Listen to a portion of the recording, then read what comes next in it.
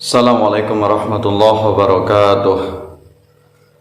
Alhamdulillahilladzi arsala rasulahu bil huda wa dinil haqq liyudhhirahu 'alad dini kullihi wa kafa billahi shahida. Asyhadu an la ilaha illallah wahdahu la syarika lahu wa asyhadu anna Muhammadan abduhu wa rasuluh. Allahumma shalli ala sayyidina Muhammad wa ala ali sayyidina Muhammad. Pemirsa yang dirahmati Allah Subhanahu wa taala, alhamdulillah dengan memuji Allah Subhanahu wa taala pada kesempatan ini kita bisa bertemu kembali. Mudah-mudahan pertemuan kita ini senantiasa mendapatkan ridha dari Allah Subhanahu wa taala. Amin ya rabbal alamin. Pada kesempatan ini kita akan membahas tentang bagaimana sikap orang NU yang mengaku bermazhab Syafi'i tapi mengapa masih melakukan acara yasinan dan tahlilan. Ya, orang NU mengaku bermazhab Syafi'i tapi mengapa masih melakukan amalan yasinan dan tahlilan. Ini yang akan kita kupas bersama. Ya, kita tahu bahwasanya orang NU ini sangat kental sekali dengan tradisi, diantaranya tradisi yasinan dan tahlilan yang sangat begitu mengakar kuat. Sedangkan mereka sendiri ini mengaku bermazhab Syafi'i.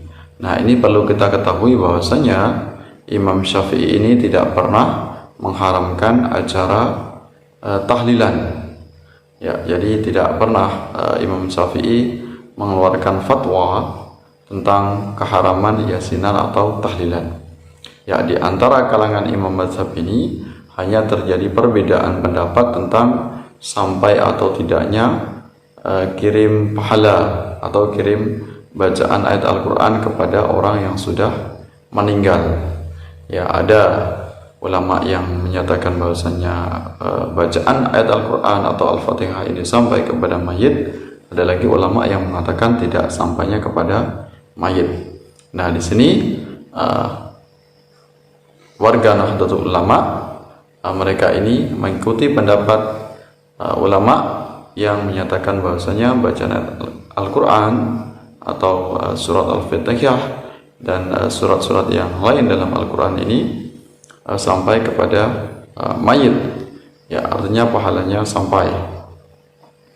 Nah, ini ada banyak dalil atau banyak pendapat di kalangan ulama yang bisa kita jadikan sebagai referensi, ya, di mana NU ini bukan hanya fanatik kepada mazhab Syafi'i, tapi juga memiliki pandangan atau menghargai, mengambil referensi dari mazhab yang lain, ya, sebagai pendukung. Nah, ini pernyataan dari Syekh Az-Zailai, ya, yang bermadzhab Hanafi ini menyebutkan bahwa seseorang diperbolehkan menjadikan pahala amalnya untuk orang lain.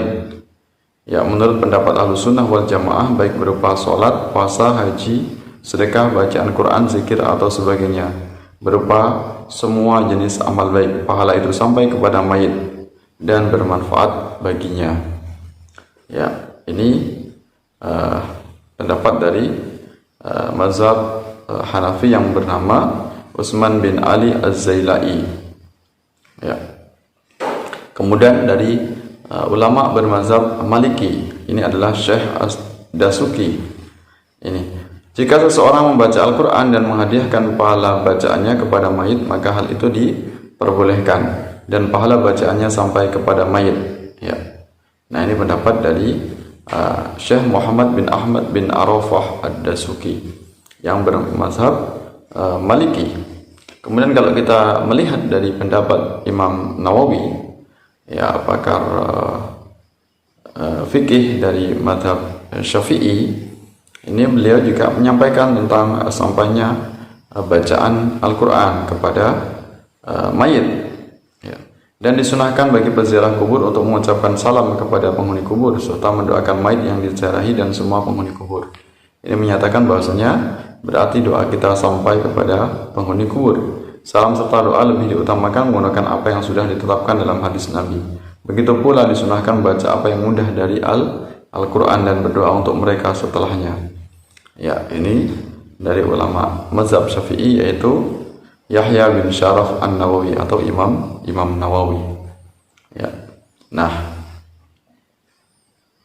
ini diantara beberapa pendapat imam mazhab, termasuk yaitu pendapat dari mazhab Hambali, yaitu Ibnu Qudamah.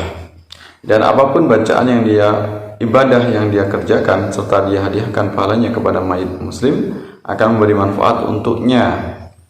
Insyaallah. Adapun doa, istighfar, sedekah dan pelaksanaan kewajiban, maka saya tidak melihat adanya perbedaan pendapat tentang kebolehannya. Nah, ini Syekh Abdullah bin Ahmad bin Muhammad bin Qudamah. Ya, ini dari mazhab Hambali. Nah, ini berarti menyatakan bahwasanya mayoritas ulama mazhab dari manapun ini menyatakan bahwasanya sampainya bacaan Al-Quran atau surat Al-Fatihah atau kalimah thayyibah kepada mayit, ya, pahalanya.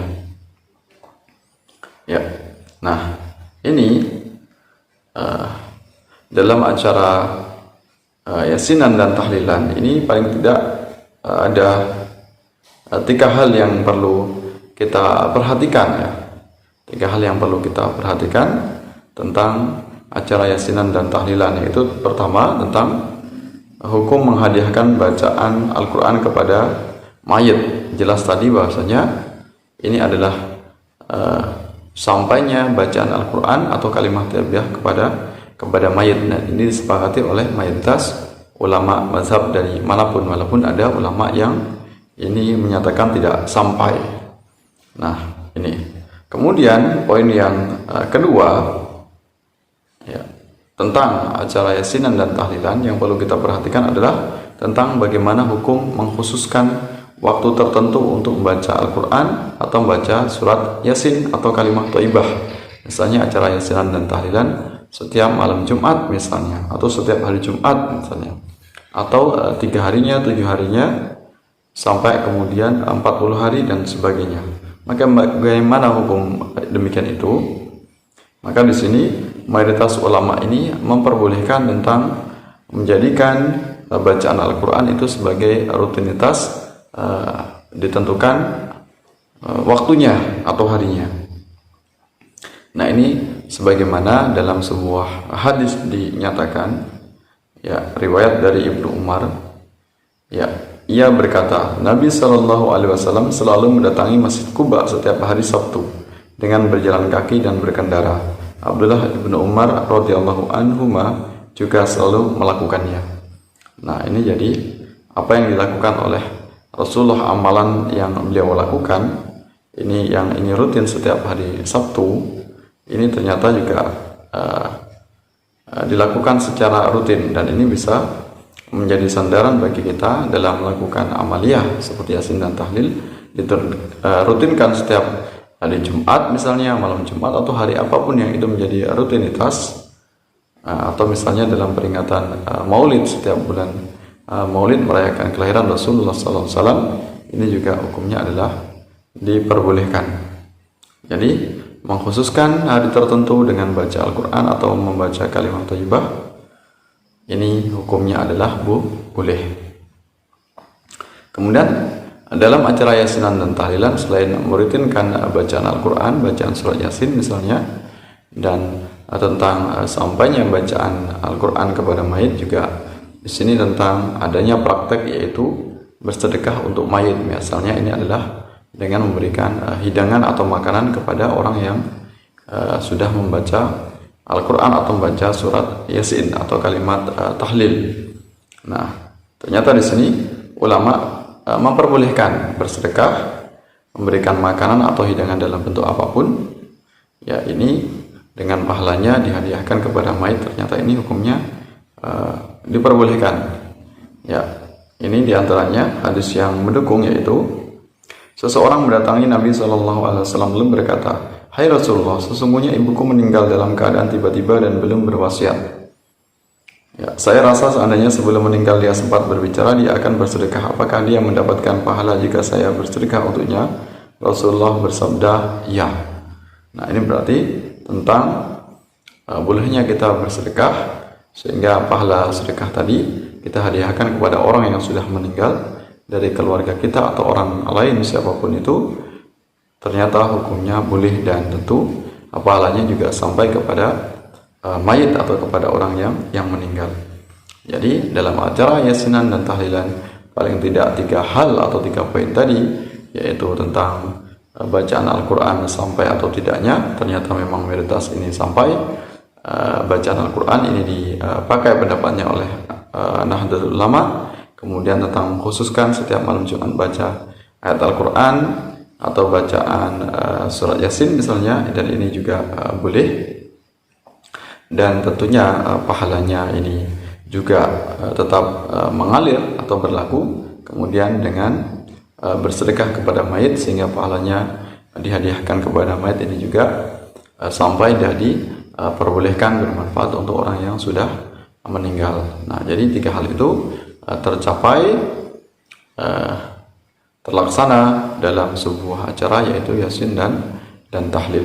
Tentu Nahdlatul Ulama tetap berpedoman kepada ulama-ulama yang bermadzhab Syafi'i, dan memang dalam sejarahnya Imam Syafi'i tidak pernah mengharamkan acara Yasin dan tahlil.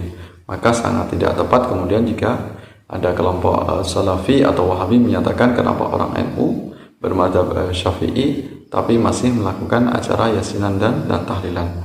Ternyata ini pernyataan yang tidak relevan atau tidak tepat, karena dengan orang NU melakukan acara Yasinan dan tahlilan tidak kemudian berarti menggugurkan posisinya orang NU sebagai pengikut mazhab Syafi'i. Ya, artinya antara bermadzhab Syafi'i dengan melakukan Yasinan dan tahlilan ini tidaklah hal yang bertentangan. Ya, karena dalam sejarahnya Imam Syafi'i tidak pernah mengharamkan acara Yasinan dan tahlilan. Mudah-mudahan bermanfaat untuk kita semuanya. Mudah-mudahan kaum Ahlus Sunnah wal Jamaah, yaitu warga Nahdliyin, tetap istiqomah melaksanakan apa yang telah dicontohkan ulama-ulama kita, yaitu melakukan acara Yasinan dan tahlilan. Tetap berpegang teguh dengan apa yang menjadi pendapat mayoritas ulama, yaitu sawadul a'dham. Insyaallah kita tidak akan tersesat dan akan mendapatkan keselamatan di dunia hatta akhirah. Amin ya rabbal alamin. Terima kasih atas perhatiannya. Mohon maaf atas segala kekurangan, segala khilafan. Sampai bertemu dalam kesempatan yang lain. Wallahu a'lam bishawab. Wallahu muwaffiq ila mutaraq. Wassalamualaikum warahmatullahi wabarakatuh.